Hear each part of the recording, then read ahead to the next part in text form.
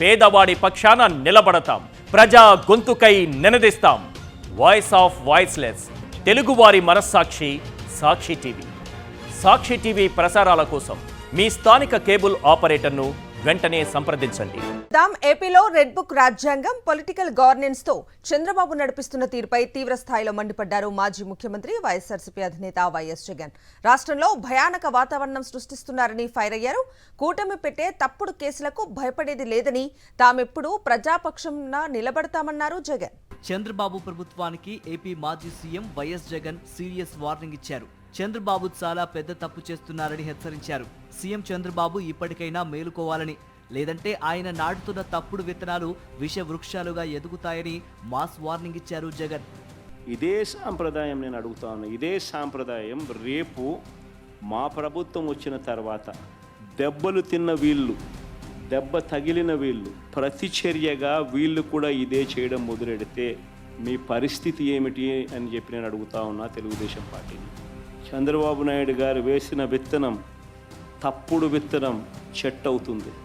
చాలా అంటే చాలా తప్పు చేస్తూ ఉన్నాడు చంద్రబాబు. ఎల్లకాలం ఇవే రోజులు ఉండవు.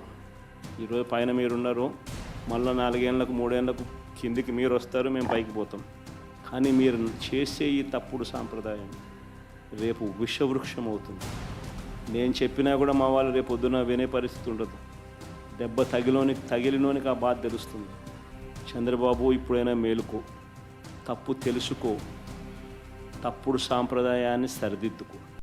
టీడీపీ సైకోలు బీసీ మహిళా నేత హారిక కారుపై కర్రలు రాళ్లతో దాడి చేశారని, హారిక చేసిన తప్పేంటని నిలదీశారు జగన్. ఆమెను ఎందుకంత నీచంగా తిట్టారని ప్రశ్నించారు. ఓ బీసీ మహిళకు మీరిచ్చే గౌరవం ఇదేనా అని ప్రశ్నించారు. నా సోదరి హారిక, ఈ టీడీపీ సైకోలనాల్లో చంద్రబాబు నాయుడు గారి సేడిజంలో భాగస్థులైన సేడిస్టులనాల్లో కానీ కర్రలతో రాళ్లతో దాడి చేసిన ఘటన, ఆమె చేసిన తప్పేమిటి అని అడుగుతా ఉన్నా. ఎందుకు దుర్భాషలాడారు, ఎందుకు నోటుకొచ్చినట్టు అనరాని మాటలతో ఆమెను తిట్టారు అని అడుగుతా ఉన్నా. ఒక బీసీ మహిళకు మీరు చేస్తా ఉన్న గౌరవం ఇదేనా అంటున్నా. పార్టీ సీనియర్ నేత నల్లపురెడ్డి ప్రసన్నకుమార్ ఇంటిపై నెల్లూరులో ఒక పథకం ప్రకారం పచ్చ సైకోలు దాడి చేశారన్న జగన్, పోలీసుల సైరన్ వినిపిస్తున్న సమయంలోనే ప్రసన్న ఇంట్లోకి గూండాలు వెళ్లి ధ్వంసం చేశారని ఫైర్ అయ్యారు. పోలీసులు మాత్రం వారిని ఆపలేదని, కానీ దాడికి గురైన ప్రసన్న మీదే ఎదురు కేసు పెట్టారని ఆగ్రహం వ్యక్తం చేశారు. 6 సార్లు ఎమ్మెల్యేగా పనిచేసిన నల్లపురెడ్డి ప్రసన్నకుమార్ రెడ్డి, అలాంటి ప్రసన్నకుమార్ రెడ్డి ఇంటిపైన కూడా నెల్లూరులో ఒక పథకం ప్రకారం వీరి పచ్చ సైకోలు పోలీసుల సమక్షంలోనే ఇళ్ళల్లోకి పోయేవాడు పోతా ఉన్నాడు, వీళ్ళు ధ్వంసం చేస్తూ ఉన్నాడు, ప్రసన్న ఎక్కడా అని చెప్పి నిలదీస్తూ ఉన్నాడు, ఆడేడి ఈడేడి అని చెప్పి అడుగుతున్నారు, వీళ్ళు నాశనం చేస్తున్నారు, ఉండింటే కన్నా మనిషిని చంపేసిండ్రు. నిజంగా అదృష్టవశాత్తు ప్రసన్న ఇంట్లో లేడు. దాడి చేయించిన, ధ్వంసం చేసిన ఎమ్మెల్యే మీద కానీ వారి మనుషుల మీద కానీ ఎలాంటి చర్యలు లేవు, ఎలాంటి అరెస్టులు లేవు. కానీ పోలీసులు తిరిగి ప్రసన్న మీదనే ఎదురు కేసు పెట్టినారు. చంద్రబాబు పాలనలో ఎందరో సీనియర్ ఐపీఎస్ అధికారులపై తప్పుడు కేసులు పెట్టి వేధిస్తున్నారని వైఎస్ జగన్ చెప్పారు. చంద్రబాబు మాట వినని పోలీసులను అధోగతి పట్టిస్తున్నారని విమర్శించారు జగన్. ఎందరో ఎస్పీ స్థాయి అధికారులపై తప్పుడు కేసులు పెట్టి విచారణ పేరుతో వేధిస్తూ ఉన్నారు.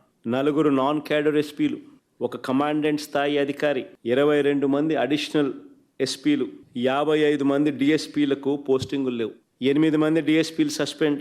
వీరు కాక మరో 80 నుంచి 100 మంది ఇన్స్పెక్టర్లు, 100 మంది కానిస్టేబుళ్ళు విఆర్లో ఉన్నారు. చంద్రబాబు నాయుడు గారి మాట ఎవరైతే వినరో వారి పరిస్థితి ఇది.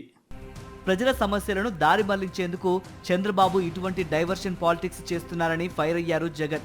ప్రజలకు ఏ సమస్య వచ్చినా వైఎస్ఆర్సీపీ తలుపులు తడుతున్నారని, వాళ్ల పక్షానే ఉంటామన్నారు